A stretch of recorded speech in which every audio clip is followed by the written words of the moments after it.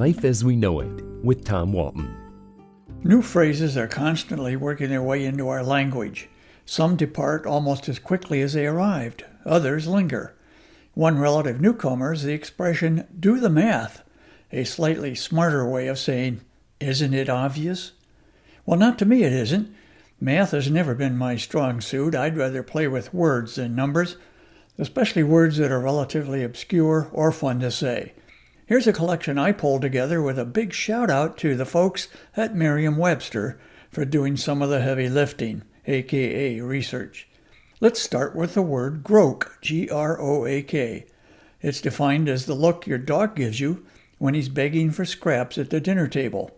This goes back to 1910 when writer P.J. Joyce described it in a book called English as We Speak It in Ireland. Opsimath, one who begins to learn late in life. A reference in an Australian newspaper in 1957 explained, an opsimath is a man who discovers, as he makes out his will, that he must also make provision for his Harris tweeds. Pot valiant. It's not what you think it is, but you're close. Pot valiant simply means you've consumed so much alcohol that you are filled with liquid courage, and your otherwise good judgment took a cab home without you an hour ago. Acnestus. You might assume this has something to do with unsightly facial growth, but that would be wrong. Acnestus is that one spot on your back that you can't reach when it itches, one of life's great annoyances if you live alone. Nitorosity. The great Samuel Johnson, truly an all-pro as a lexicographer, defined nitorosity as eructation with the taste of roast meat. You and I, far less sophisticated than Sam, would call it a meat burp. Vegetarians, you just don't know what you're missing. Anecdotage. A point late in one's life when stories from the past are spun with details that have the ring of truth, but might be embellished for the entertainment of others. Pennywaiter. This is someone who steals a valuable piece of jewelry and leaves something worthless behind as a fake. Indiana Jones, I'm looking at you, dude. Ugsome, meaning frightful. This is one of those words, real or made up, that sound like their meaning. A little piece of onomatopoeia. Ugh.